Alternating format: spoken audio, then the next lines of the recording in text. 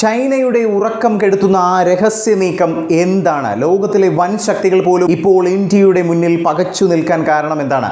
അതെ പ്രിയ പ്രേക്ഷകരെ, ഇന്ന് നമ്മൾ സംസാരിക്കാൻ പോകുന്നത് ഏതാനും ദിനങ്ങൾക്കുള്ളിൽ ഇന്ത്യയിൽ സംഭവിക്കാൻ പോകുന്ന ഒരു വലിയ മാറ്റത്തെക്കുറിച്ചാണ്. എന്താണെന്ന് അറിയണ്ടേ? പ്രധാനമന്ത്രി നരേന്ദ്രമോദിയുടെ ശക്തമായ ഇടപെടലിലൂടെ ഇന്ത്യയുടെ കയ്യിലേക്ക് എത്താൻ പോകുന്ന ആ അത്ഭുത വിദ്യ എന്താണെന്ന് നമുക്ക് പരിശോധിക്കാം. വാർത്ത ഞാൻ വിശദമാക്കാം. പ്രിയ പ്രേക്ഷകർക്ക് പേജ് റോഡിലേക്ക് സ്വാഗതം. ചരിത്രത്തിലെ ഏറ്റവും വലിയ വഴിത്തിരിവാണ് ഇന്ന് നമ്മൾ ചർച്ച ചെയ്യുന്നത്.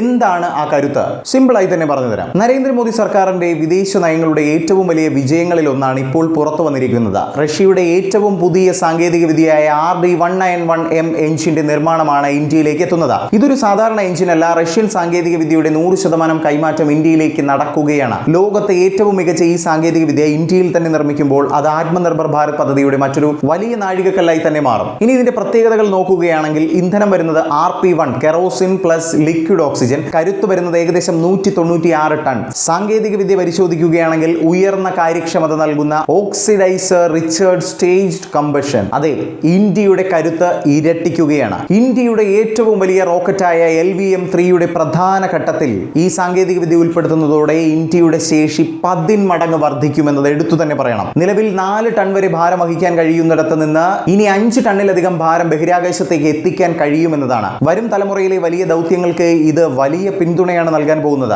വിദേശ രാജ്യങ്ങളെ ആശ്രയിക്കാതെ നമ്മുടെ സ്വന്തം റോക്കറ്റുകൾ കൂടുതൽ കരുത്തുറ്റതാക്കാൻ ഇന്ത്യക്ക് സാധിക്കുന്നു. ഇന്ത്യൻ ശാസ്ത്രജ്ഞർ വർഷങ്ങളായി നടത്തുന്ന ശ്രമങ്ങൾക്ക് ഈ റഷ്യൻ സാങ്കേതിക വിദ്യ ഒരു വലിയ മുതൽക്കൂട്ട് തന്നെയാണ്. ഇന്ത്യയുടെ സ്വന്തം സാങ്കേതിക വിദ്യയും ഈ കരുത്തും ഒന്നിക്കുമ്പോൾ ഇന്ത്യ ലോകത്തിന്റെ നെറുകയിൽ തന്നെ എത്തുമെന്നതും നിസ്സംശയം നമുക്ക് പറയാൻ സാധിക്കും. ഈ സാങ്കേതിക വിദ്യ കൈമാറ്റം 2026-27 കാലഘട്ടത്തിൽ ആരംഭിക്കുമെന്നതാണ് കണക്കാക്കുന്നത്. കൂടാതെ 2030ഓടെ ഇത് ഇന്ത്യയിൽ പൂർണ്ണമായും തദ്ദേശീയമായി നിർമ്മിക്കാനും സാധിക്കും. L&T അടക്കമുള്ള ഇന്ത്യയിലെ പ്രമുഖ സ്ഥാപനങ്ങളുമായി ചേർന്ന് ഇതിന്റെ പരിശോധനകളും ഇതിനോടകം തന്നെ പുരോഗമിക്കുകയാണ്. ഇത്തരം വലിയ മാറ്റങ്ങൾ രാജ്യത്തിന്റെ സാമ്പത്തിക വളർച്ചയ്ക്കും ശാസ്ത്ര സാങ്കേതിക രംഗത്ത് തൊഴിലവസരങ്ങൾ സൃഷ്ടിക്കുന്നതിലും വലിയ രീതിയിൽ തന്നെ സഹായകമാകും. നരേന്ദ്രമോദി സർക്കാരിന്റെ ശക്തമായ പിന്തുണയാണ് ഇന്ത്യയുടെ ഇത്തരം മുന്നേറ്റങ്ങൾക്ക് വേഗത കൂട്ടുന്നതെന്ന് നമുക്കറിയാവുന്ന കാര്യമാണ്. ലോകത്തെ ഏറ്റവും മികച്ച സാങ്കേതിക വിദ്യകൾ ഇന്ത്യയിലേക്ക് എത്തിക്കുക, അതുവഴി ഇന്ത്യയെ ഒരു ആഗോള ശക്തിയാക്കി മാറ്റുക എന്ന ലക്ഷ്യമാണ് ഇതിലൂടെ സാക്ഷാത്കരിക്കപ്പെടുന്നത്. ഇന്ത്യക്ക് ഇപ്പോൾ ബഹിരാകാശ രംഗത്ത് ചൈനയ്ക്കും മറ്റു വൻശക്തികൾക്കും കിടപിടിക്കാൻ ആവശ്യമായ കരുത്തു തന്നെയുണ്ട്. പ്രിയ പ്രേക്ഷകരെ, ഇന്ത്യയുടെ ഈ പുതിയ കുതിപ്പിനെ കുറിച്ച് നിങ്ങളുടെ